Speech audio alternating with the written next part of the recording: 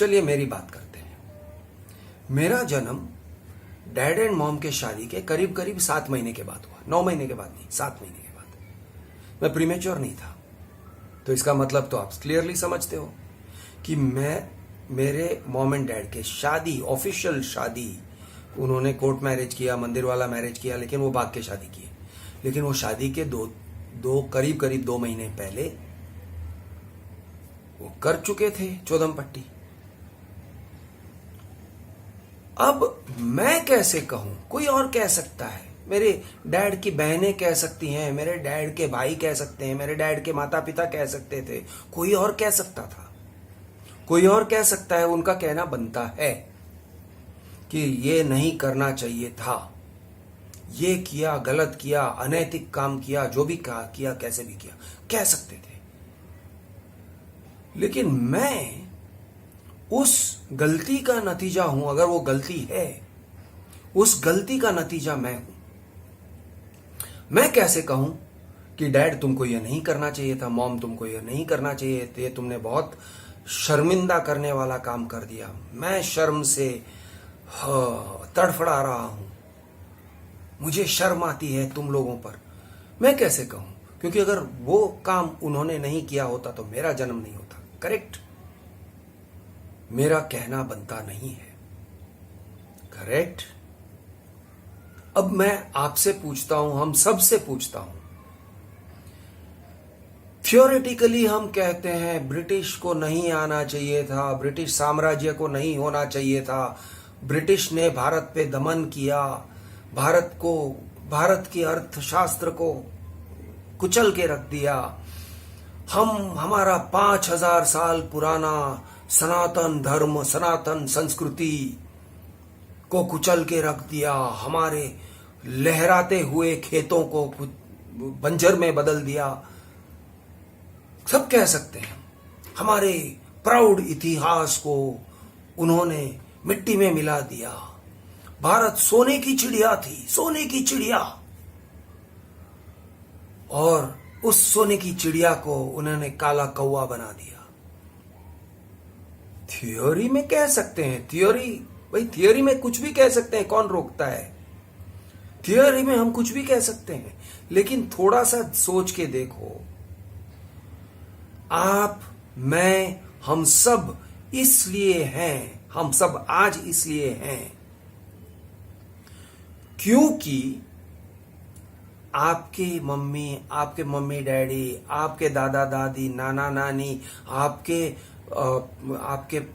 पूर्वज, आपके सारे पूर्वजों ने उस एग्जैक्ट समय पर चौदम पट्टी किया जब उन्होंने किया। 4 जनरेशन पीछे जाएंगे तो एग्जैक्टली आपको 8 कपल्स मिलते हैं। 8 कपल्स ने एग्जैक्ट सही टाइम पे चौदम पट्टी किया।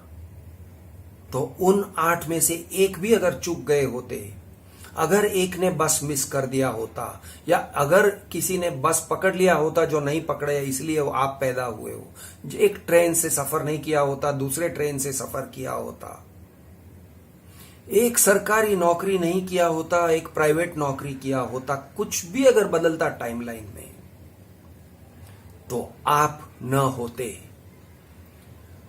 रेलवेज, वर्ल्ड वॉर, ऐसे टाइप की छोटी छोटे नहीं है, बहुत बड़े हैं। बिजली की आविष्कार, बिजली का आना, भारत में आना, ये सब हर एक चीज ने टाइमलाइन को बदला है।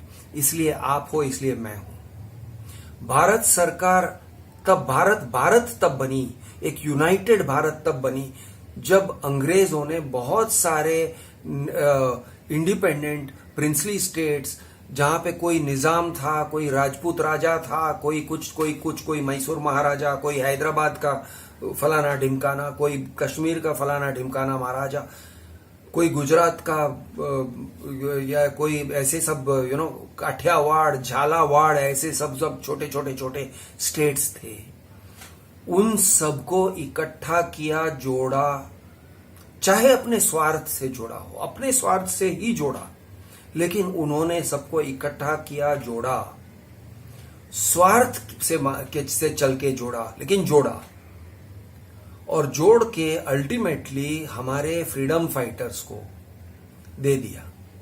नेहरू, गांधी, सरदार पटेल, इन लोगों ने कहा हम संभालेंगे इसका कार्यभार, और ब्रिटिश जा रहे थे। और मैं इन लोगों को श्रेय तक नहीं देना चाहता हूं। मैं ये नहीं कह रहा हूं कि गांधी बापू ने हमें आजादी दिलाई, मैं ये भी नहीं कह रहा हूं नेहरू चाचा ने हमें आजादी दिलाई या सरदार पटेल ने हमें आजादी दिलाई। नहीं, वर्ल्ड वॉर II ने हमें आजादी दिलाई। ये लोग कोशिश कर रहे थे, लेकिन वर्ल्ड वॉर II अगर ना होता, दूसरा विश्व युद्ध अगर ना होता, अगर ब्रिटिश इतने थक न गए होते, इतना उनके रिसोर्सेस खत्म ना हो गए होते, 1945 तक आते आते उनकी हालत खराब हो गई थी लड़ लड़ के। उनका जितना फैलाव था वो फैलाव नहीं मेंटेन कर सकते थे। ब्रिटिश साम्राज्य पे सूरज कभी नहीं डूबता ऐसे कहा जाता था, लेकिन उस फैले हुए ब्रिटिश साम्राज्य पर ब्रिटिश खुद कंट्रोल नहीं रख पाए और उन्हें छोड़ना पड़ा। इसलिए छोड़ना पड़ा क्योंकि माहौल बदल गया था, पॉलिटिकल माहौल बदल गया था, भौगोलिक पॉलिटिक्स, जियोपॉलिटिक्स का माहौल बदल गया था। लोग अब उस भाषा में जो कॉलोनियल टाइप की जो काम था वो उनके खुद के पब्लिक को एक्सेप्टेबल नहीं था। दुनिया भर में जाके लड़ना, ब्रिटिश सैनिक जो जाके लड़ रहे थे, दुनिया भर में जाके अपने सैनिकों को भेज के लड़ रहे थे, ब्रिटिश पब्लिक को एक्सेप्टेबल नहीं था। तो उन्हें विड्रॉ करना पड़ा। उसमें कई सारे कंपल्शंस थे, इकोनॉमिक कंपल्शंस थे, पॉलिटिकल कंपल्शंस थे, बहुत कुछ था। सिर्फ गांधी बापू और नेहरू चाचा और ऐसे सब, ये सब माइथोलॉजी को छोड़ दो। रविंद्रनाथ टैगोर की कविताएं और वो सब अच्छा माइथोलॉजी है, वो सब छोड़ो, माइथोलॉजी को बाजू में छोड़ो। लेकिन हिस्टोरिकली एक मोड़ ऐसा आया कि उन्हें छोड़ना पड़ा, और छोड़ने के समय कार्यभार संभालने के लिए ये लोग तैयार खड़े थे। इंडियन नेशनल कांग्रेस बन चुका था, जगह पे था। गांधी, नेहरू वगैरह जिन्ना भी जगह पे थे। हाँ, उनको अपना एक ये टुकड़ा चाहिए था। वो कहते थे कि भाई मैं तो अब अलग जाऊंगा। अब जिस भी कारण से वो अलग गए, जिस आइडियोलॉजी से चल के वो अलग हुए, जैसे भी हुए, लेकिन वो इतिहास है।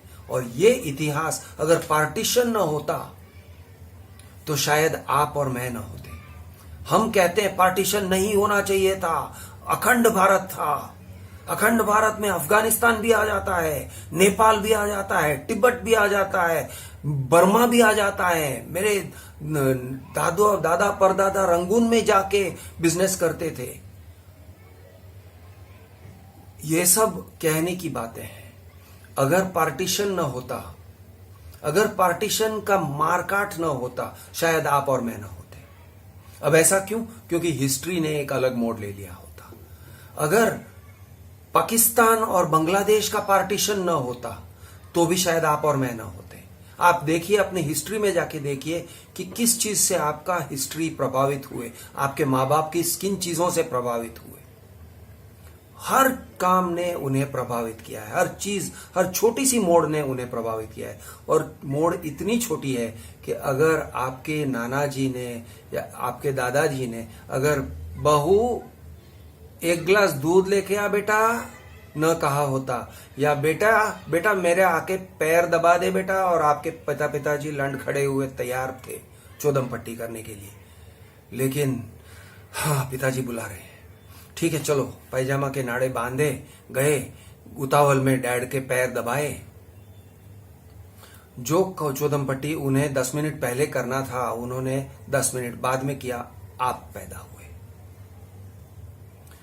तो ये बात कभी न कहना कि मुगलों के आने से या ब्रिटिश के आने से या किसी के भी आने से, कोई भी ऐतिहासिक इवेंट के होने से भारत की 5000 साल पहले की संस्कृति खराब हो गई, और नहीं तो हम सब धोती और शाल और बाण और पादुका पहन के अयोध्या के जंगलों में फिरते होते और कहते, कवच पहने हुए सोने के कवच पहन के घूमते और कहते जय श्री राम जय श्री राम। ये सब काल्पनिक है। सरकार तुमको चूतिया बना रहा है और तुम चूतिए बन रहे हो। मत बनो।